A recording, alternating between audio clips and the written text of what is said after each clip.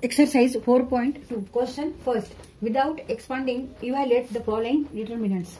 त्यामधलं first determinant आहे, त्यामधले एलिमेंट्स आहेत 1a b plus c, 1b c plus a, 1c a plus b. तर इथे आपल्याला ह्या डिटर्मिनंटची काय काढायची आहे, व्हॅल्यू काढायची आहे, किंमत काढायची. ती कशी काढायची आहे, विदाउट एक्सपांडिंग, म्हणजे एक्सपान्शन फॉर्म्युला वापरायचं नाहीये इथे. न वापरता आपल्याला ह्याची व्हॅल्यू काढायची. तर आता इथे आपण कशाचा यूज करायचा आहे, प्रॉपर्टीचा, प्रॉपर्टीज ऑफ डिटर्मिनंटचा इथे यूज करायचा. There are 7 properties of determinant.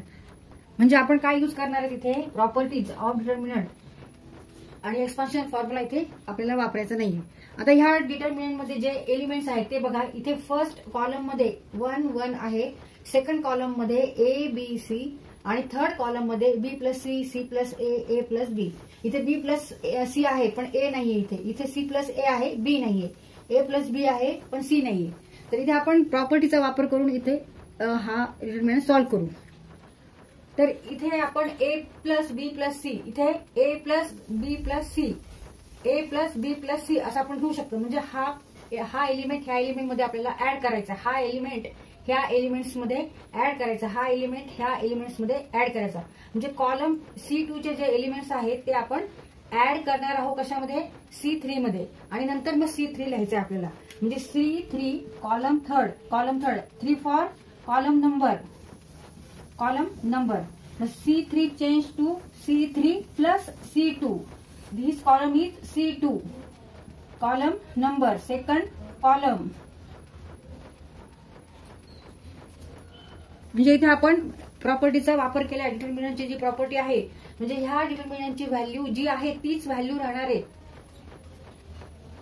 Late D is value of this determinant. आता ही व्हॅल्यू समजू आपण. आता हे ऑपरेशन करू बाय दिस और बाय दिस ऑपरेशन. हा डिटर्मिनंट आपण परत लिहू. 1 1 हा कॉलम तसाच ठेवायचा, सी कॉलम पण तसाच ठेवायचा, ए बी सी. आपण चेंज कुठे करतोय, C3 ला चेंज करतोय.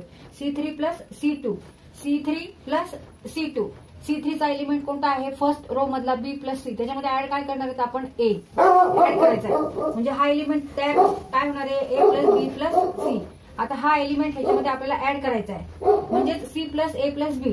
तेच आपण A plus B plus C असं लिहिलं तरी चालेल. आता हा ह्याच्यात ऍड करायचा आहे आणि एलिमेंट लिहायचा आहे, म्हणजे ए प्लस बी प्लस सी. आता इथे हे काय दिसते ह्या डिटर्मिनंट मध्ये, तर हे ए प्लस बी प्लस सी, ए प्लस बी प्लस सी, ए प्लस बी प्लस सी, हे सगळे एलिमेंट सेम आहेत, सारखे आहेत. मग ह्याच्यातून आपण ह्या कॉलम मधून, ह्या डिटर्मिनंट मधून आपण कॉमन घेऊ.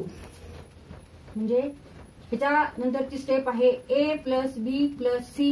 Remaining elements are inside determinant.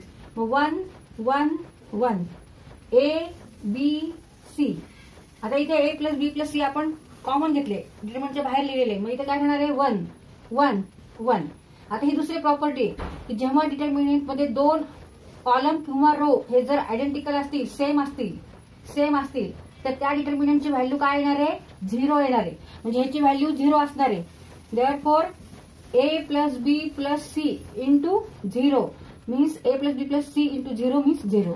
Therefore value of this determinant is 0. तिथे आपण एक्सपान्शन फॉर्म्युला वापरला नाही. इथे आधी आपण ह्या पद्धतीने ऑपरेशन केलं, हे सुद्धा प्रॉपर्टी वरूनच केलेले आपण. Therefore answer is here 0.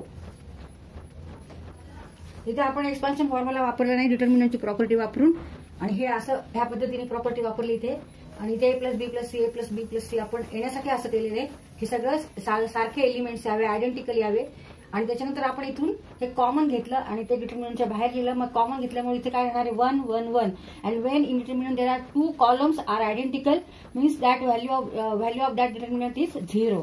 मग इथे परत हा प्रॉपर्टीचा वापर करून आपण A plus B plus C गुणिले 0 बरोबर 0. तर इथे आपण 2 प्रॉपर्टीचा वापर केला डिटर्मिनंटचा. एक इथे वापर केलेला आहे, C3 चेंज टू किंवा टर्न C3 प्लस C2.